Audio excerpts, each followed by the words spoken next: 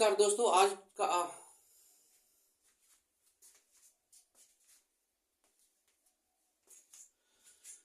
दोस्तों। आप लोगों का हमारे YouTube चैनल लीगल एनालिसिस में बहुत बहुत स्वागत है।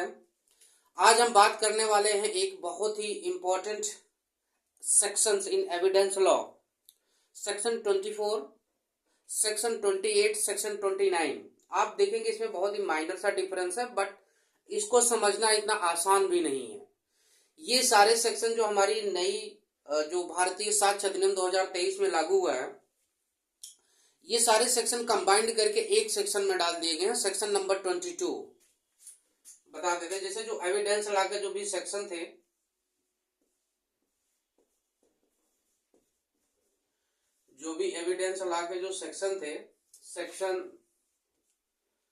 सेक्शन मान लीजिए 20, सेक्शन 28, 29, 24। एविडेंस लॉ के जो भी सेक्शन 28, 29, 24 थे, ये एक सेक्शन में भारतीय साक्ष्य अधिनियम में कर दिए गए हैं। उसका सेक्शन आपका है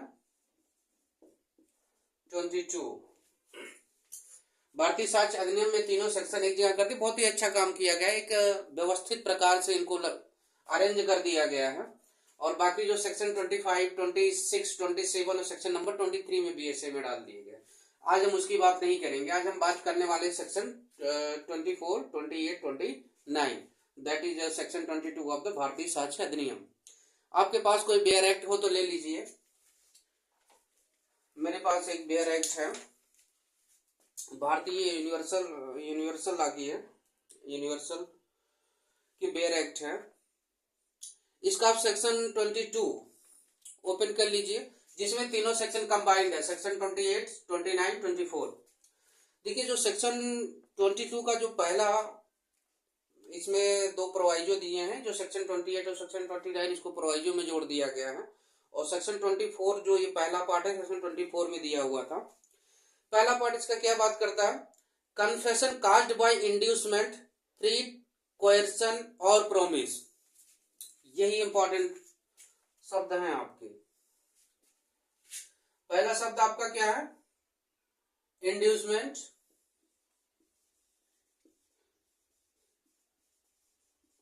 ठीक। दूसरा शब्द आपका क्या है? थ्रेट।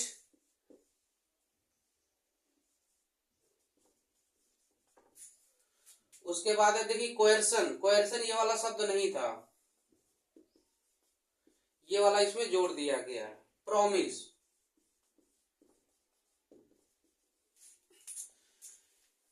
पहले वाले पार्ट में जो section inducement, threat, coercion, promise, that is a very important word. अब देखिए क्या कहता है? Confession caused by inducement, threat, coercion और promise when irrelevant in the criminal proceeding. जो भी कन्फेशन दिया गया हो किसके कारण? इंड्यूसमेंट, थ्रेट, कोएर्सन और प्रॉमिस, कब इररिलेवेंट होगा? In criminal proceeding. देखने में तो बहुत आसान लग रहा है, लेकिन इतना इजी नहीं है। अ confession made by N accused person, accused person, ध्यान रखिएगा, किसके द्वारा कन्फेशन दिया होना चाहिए? N accused person. एक एक्यूज्ड के द्वारा कन्फेशन दिया होना चाहिए, जिसमें किसका प्रभाव हो? इंड्यूसमेंट, थ्रेट, कोएर्सन और प्रॉमिस। तो क्या कहता है कि अ confession made by N accused person is irrelevant in a criminal proceedings. जानते हैं आप कि कन्फेशन किस में दिया जाता है? हमेशा क्रिमिनल प्रोसीडिंग में दिया जाता है, ना कि सिविल प्रोसीडिंग में दिया जाता है। If the making of the confession appear to the court to have been caused by any inducement, court को ऐसा लगता है कि जो भी कन्फेशन दिया गया था क्रिमिनल प्रोसीडिंग में, वो क्या है? उसमें जो है कास्ड बाय, जिसका कारण क्या था? इंड्यूसमेंट था। इंड्यूसमेंट मतलब लालच, थ्रेट धमकी, कोएर्सन, कोएर्सन भी एक प्रकार से धमकाया ही जाता है उसको, ये इसका जो अपग्रेडेड फॉर्म आप कह सकते हैं। प्रॉमिस कोई भी वादा, having reference to the charge against, उसी चार्ज से रिलेटेड होना चाहिए। जैसे मान लीजिए जो भी चार्जेस लगे हैं अक्यूज्ड के खिलाफ, आपने उसको लालच दिया कि तुम कन्फेशन कर दो, मैं तुम्हें 10 लाख रुपए दूंगा। तो ये जो है आपका इसमें हिट नहीं करेगा 24 में, ध्यान रखिएगा। उसके चार्जर से रिलेटेड, चार्जर जो भी क्या यहाँ पे दिया गया, reference to the charge against the accused person, जो चार्जेस लगे हैं अक्यूज पर्सन के खिलाफ, इंड्यूसमेंट, थ्रेट, कोयर्सन, प्रॉमिस से किससे रिलेटेड होने चाहिए, जो भी चार्जेस अक्यूज के खिलाफ लगे हुए हैं। आपने प्रॉमिस किया कि तुम कन्फेशन कर दो, मैं तुम्हें फला प्रॉपर्टी गिफ्ट कर दूंगा, that it will be not comes under section 24 और 22 जो पहला पार्ट है। तो वहां पे किससे रिलेटेड होना चाहिए, जो मतलब उसको फायदा या नुकसान किसमें हो, जो उसके खिलाफ चार्जेस लगे हैं। यहाँ पे देखिए, reference to the charges against the accused person proceeding from a person in authority, ये किसके द्वारा होना चाहिए, जो भी लालच दे रहा है या जो भी थ्रेट कर रहा है, जो कोएर्सन कर रहा है, जो प्रॉमिस कर रहा है, ये किसके द्वारा होना चाहिए, वो पर्सन जो अथॉरिटी में हो, पर्सन इन अथॉरिटी।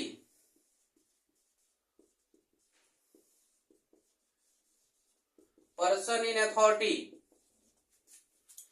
ये इंड्यूसमेंट, थ्रेट, कोएर्सन, प्रॉमिस ये अक्यूज्ड को किया जाना चाहिए, उसके चार्जेस से रिलेटेड होना चाहिए, और कौन करेगा, जो पर्सन अथॉरिटी में हो। समझ रहे ना बात को, क्योंकि कन्फेशन आप बता देना जो सेक्शन 25 में होता है एविडेंस एक्ट में, जो 23 में कर दिया गया है, अगर आप पुलिस ऑफिसर को कन्फेशन करते हैं वो इरिलेवेंट रिलेवेंट होगा, एडमिसेबल नहीं होगा। सेक्शन 26 के में कस्टडी की बात करता है, जो अदर देन पुलिस ऑफिसर या पुलिस ऑफिसर को दिया गया। 27 में डिस्कवरी ऑफ फैक्ट की बात करता है। तो यहाँ पे किस पर्सन की बात कर रहा है, जो पर्सन अथॉरिटी में हो। बाकी अगर जैसे पुलिस ऑफिसर है या कस्टडी में दिया गया तो ऑलरेडी हिट हो जाएगा 25-26 से। यहाँ पे जो बात करता है पर्सन इन अथॉरिटी, मतलब आपको जो ये इंड्यूसमेंट, थ्रेट, कोएर्सन, प्रॉमिस जो अक्यूज्ड पर्सन को दिया गया, कौन दिया है, पर्सन इन अथॉरिटी। अब पर्सन इन अथॉरिटी कौन हो सकता है, जिससे अक्यूज्ड को लगे कि ये जो हमारे खिलाफ जो चार्जेस लगे हुए हैं, जो उसके ऊपर चार्जेस लगे हुए हैं, वो उसमें उसको कोई, देखिए यहाँ पे जो पॉइंट लिखा हुआ, to give the accused person ground which would appear to him reasonable for the supposing that by making it he would gain any advantage or avoid any evil of a temporal nature in reference to the proceeding against him। जो उसको कोई evil, जो भी evil nature का जो भी temporal या उसको कोई लाभ मिल रहा हो, या जो भी उसको चार्जेस लगने वाले हो वो न लगे, ऐसा पर इस सिचुएशन से रिलेटेड अगर ये पर्सन इन अथॉरिटी में उसको कोई लालच देता है, धमकी देता है। अब देखिए मैं बात कर लेता हूँ, पुलिस ऑफिसर भी हो सकता है, मजिस्ट्रेट भी हो सकता है, सरपंच भी हो सकता है, या किसी मजिस्ट्रेट की वाइफ भी हो सकती है। पर्सन को, जो अक्यूज्ड पर्सन उसको लगना चाहिए कि जैसे मान लीजिए कोई उसके ऊपर कोई अपराध लग गया, अक्यूज्ड का मतलब आप तो समझते ही हैं कि उसके ऊपर कोई चार्जेस लगे होंगे। तो वो जैसे मान लीजिए चार्ज की सजा 10 साल है, किसी भी कोई ऐसा ऑफेंस उसने किया है जिसकी सजा 10 साल है। अब कोई ऐसा पर्सन है जो जैसे मान लीजिए कोई मजिस्ट्रेट ही है, या मजिस्ट्रेट उसको बोलता है कि एक काम करो, तुम कन्फेशन कर लो, तुम्हारी 10 साल की सजा है, मैं 5 साल करवा दूंगा, that will be hit in the section, ये फर्स्ट पार्ट है 22 का, उसमें हिट कर जाएगा। या कोई ऐसा ऑफिसर जैसे गांव का कोई सरपंच हो, उसने कहा कि काम करो, तुम कन्फेशन कर लो और तुम्हारी सजा जो है मैं कम करा दूंगा। या उसको धमकी दिया, अगर तुमने कन्फेशन नहीं किया मैं तुम्हारी सजा जो हो और बढ़वा दूंगा, अगर तुमने कन्फेशन कर लिया सजा को कम करवा दूंगा, तुमने कन्फेशन नहीं किया तुम्हारी सजा को और बढ़वा दूंगा, तुम्हारे लिए और प्रॉब्लम हो जाएगी। ये सारी चीजें क्या होंगी, सेक्शन 22 में हिट हो जाएंगी। बात समझ में आ रही कि नहीं आप लोगों को। मतलब कन्फेशन पहला पार्ट आपका क्या होगा, एक अक्यूज्ड पर्सन होना चाहिए। अक्यूज्ड पर्सन क्या हुआ, अक्यूज्ड पर्सन ने कन्फेशन दिया हो, वो कन्फेशन जो दिया हो वो किसके कारण हो, इंड्यूसमेंट, थ्रेट, कोएर्सन और प्रॉमिस। या कह दो कि आप कन्फेशन कर दो, जैसे जो पर्सन इन अथॉरिटी ने किया हो, या जो पर्सन इन अथॉरिटी है, जैसे मान लो कोई उसके माइंड में होना चाहिए अक्यूज्ड पर्सन के कि ये पर्सन जो है हमें हमारे खिलाफ जो चार्जेस लगे हैं उसको कम करवा सकता है, या उसको कोई चार्जेस जो उसको हटवा सकता है, उसके माइंड में होना चाहिए।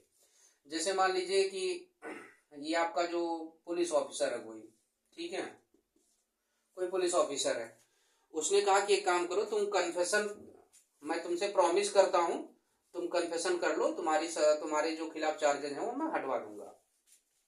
हिट कर जाएगा 24 में, सेक्शन 24 में। अब क्या होगा, वो एडमिसिबल नहीं होगा कोर्ट में। समझ में आ रही बात? मतलब जो पर्सन इन अथॉरिटी, जैसे पुलिस ऑफिसर, एग्जीक्यूटिव मजिस्ट्रेट या गांव का सरपंच, या ऐसे जो भी पर्सन है जिसको एक्यूज्ड को लगता है कि हाँ, जैसे मान ली कोई एक्यूज्ड का कोई दोस्त है, उसने कहा तुम कन्फेशन कर लो, मैं तुम्हें जो तुम्हारे खिलाफ चार्जेस लगे हुए उसको हटवा दूंगा।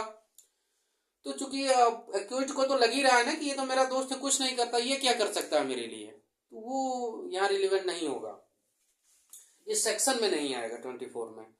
तो उस अक्यूज्ड पर्सन को लगना चाहिए हाँ, ये किसी अथॉरिटी में है, किसी पावर में है कि जो मेरे खिलाफ चार्जेस लगे उसको कम करवा सकता है या हटवा सकता है। ये इस सेक्शन 24 में, ये सेक्शन 22 का पहला पार्ट है, इसमें हिट हो जाएगा। तो आशा करता हूँ ये वाला पॉइंट आपको समझ में आया होगा। जो दूसरा देखिए प्रोवाइजो दिया हुआ है सेक्शन, ये सेक्शन 28 में जोड़ा गया था। Provided that if the confession is made after the impression caused by any such inducement, threat, coercion और promise has in the opinion of the court been fully removed, it is relevant. अब ये इसी की बात करता है, जो भी इंड्यूसमेंट, थ्रेट, कोएर्शन और प्रॉमिस दिया गया था उस पर्सन को कन्फेशन देने के लिए, उसको हटा दिया जाए तो बाकी की फिर उसका जो कन्फेशन होगा वो रिलीवेंट हो जाएगा। जो भी धमकी दिया, जो भी प्रॉमिस था, या जो भी सारी चीजें से उसको हटा दिया जाए तो उसका जो कन्फेशन होगा वो रिलीवेंट हो जाएगा। इसमें कोई ज्यादा खास बात नहीं है। 29 देखिए खास बात करता है सेक्शन 29। अब जो इसका अगला प्रोवाइजो है, provided further that if such confession is otherwise relevant, माफ करिएगा, provided further that if such confession is otherwise relevant, it does not become irrelevant merely because it was made under a promise of secrecy। इसमें भी word को note कर लीजिएगा, आप चाहे तो अंडरलाइन कर लीजिए। पहला वर्ड आपका प्रॉमिस ऑफ सिक्रेसी, एक एक वर्ड को मैं समझाते चल रहा हूं। प्रॉमिस ऑफ सिक्रेसी कह रहा है कि वो कन्फेशन जो अदरवाइज रिलेवेंट है, देखिए provided further that if such confession is otherwise relevant, it does not become irrelevant. मतलब वो अदरवाइज रिलेवेंट है, इन सारे सेक्शन में रिलेवेंट नहीं है बट अदरवाइज रिलेवेंट है, तो वो क्या हो जाएगा, सेक्शन 29 से हिट हो जाएगा। जो सेक्शन 24, 25, 26 में हिट नहीं हो रहा, सेक्शन 29 में आपका हिट कर जाएगा। कैसे? पहला वर्ड आप नोट करिए, promise of secrecy. Promise of secrecy marker चल नहीं रहा।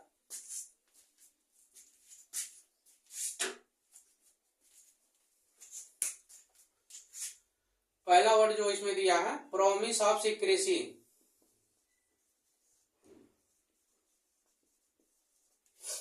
प्रॉमिस ऑफ सिक्रेसी मान लीजिए आपने, आपका कोई एक क्लोज फ्रेंड है, कोई भी आपका एक दोस्त है, उसने आपसे प्रॉमिस किया यार बता दो वो जो फला आदमी का मर्डर हुआ क्या तुमने किया है, अगर तुमने किया तो हमको बता दो, मैं किसी को नहीं बताऊंगा। आपने उस पर भरोसा किया, आपने अपने दोस्त से बता दिया, तो अब आपने बता दिया तो प्रॉमिस ऑफ सिक्रेसी मतलब बाद में अगर आपके खिलाफ प्रोसीडिंग चली, आपके खिलाफ चार्जेस FIR हुए, कोर्ट में मैटर गया, तो कल को आपका दोस्त कोर्ट में जाके ये कह सकता है कि इसने मर्डर किया था, इसने ये बात इसने हमको कन्फेशन किया है, तो आप ये नहीं कह सकते कि मेरे दोस्त ने मुझसे प्रॉमिस किया था कि मैं नहीं बताऊंगा, ये रिलेवेंट हो जाएगा, ध्यान रखिएगा। पहला वर्ड है प्रॉमिस ऑफ सिक्रेसी। उसके बाद आ जाइए और in consequences of deception, deception practice. पहला वर्ड है प्रॉमिस, दूसरा वर्ड है डिसेप्शन। यही सारे वर्ड तो इंपॉर्टेंट है, बाकी तो आप पढ़ते रहिए। डिसेप्शन, आपका कन्फेशन धोखे से ले लिया गया, धोखे से ले लिया गया, इसमें क्या लिखा हुआ, deception practice on the accused person for the purpose of obtaining it, उसके कन्फेशन को प्राप्त करने के लिए कोई धोखा किया गया उसके साथ, वो भी आपका सेक्शन 29 में जो है हिट हो जाएगा। जो भी अगर धोखे से भी लिया गया, बाद में आप ये नहीं कह सकते कि इसने हमसे धोखे से ले लिया। अगला पॉइंट आ जाइए, और when he was drunk. Third point क्या है, ड्रंक।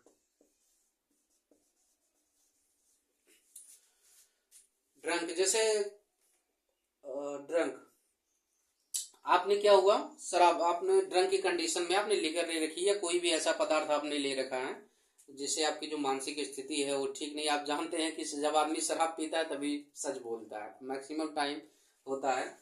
तो वो पर्सन क्या है कि उसने ड्रंक ले रखी है, मतलब उस समय आपसे अगर उसने कन्फेस कर लिया कि मान लो सच बोल दिया कि मैंने फला आदमी का मर्डर मैंने किया है, आपके सामने कर दिया उसने, तो वो भी रिलेवेंट हो जाएगा।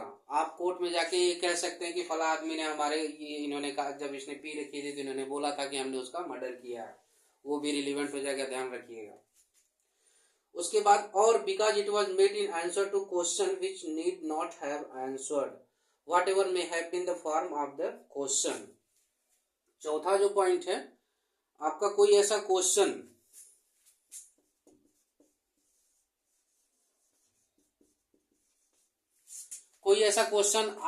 आपसे किया गया जिसका आंसर देने के लिए आप जो है बाउंड नहीं थे। Because it was made answer to question he need not be, आप जरूरी नहीं था आपके लिए आंसर करना। Whatever may have been formed of those question, जो भी क्वेश्चन आपके लिए फॉर्म किया गया, और कोई बाउंड नहीं था, कोई जरूरी नहीं था कि आपको आंसर दो। आपसे कहा गया कि क्या आपने फलाने का मर्डर किया, आपसे क्वेश्चन किया गया, आपने बोला हाँ, आप चाहते तो मना भी कर सकते थे, ये भी आपके खिलाफ जो है रिलेवेंट हो जाएगा। अगला पॉइंट जो बात करता है, because he was not warned that he was not bound to make such confession and that evidence it might have been given against him। उसको वार्न नहीं किया गया था, उसको वार्न नहीं किया गया था। वार्न का मतलब कि जो तुम कन्फेशन दे रहे हो, जो तुम कह रहे हो, ये तुम्हारे खिलाफ इस्तेमाल हो सकता है कोर्ट में, तुम्हें आगे चल के फ्यूचर में इससे प्रॉब्लम हो सकती है। उसको वार्न नहीं किया गया, बताया नहीं गया था, तो वो अक्यूज ये नहीं कह सकता कि इसने हमको वार्न नहीं किया था, नहीं तो हम कन्फेशन नहीं देते। ये भी आपका सेक्शन 29 से हिट कर जाएगा। तो ये सारे मेन पॉइंट थे, आशा करता हूं कि आपको समझ में आया होगा। बाकी तो आप एक बार पढ़ लीजिएगा तो खुद ही समझ में आ जाएगा। बाकी जो मेन पॉइंट थे मैंने कोशिश की कि आपको समझा सकूं। आज की वीडियो में बस इतना ही। मिलते हैं फ्रेंड्स अगली वीडियो में। हमारे चैनल को लाइक करिए, सब्सक्राइब करिए, ताकि हमारा चैनल आगे ग्रोथ कर सके। मिलते हैं अगली वीडियो में, तब तक के लिए नमस्कार।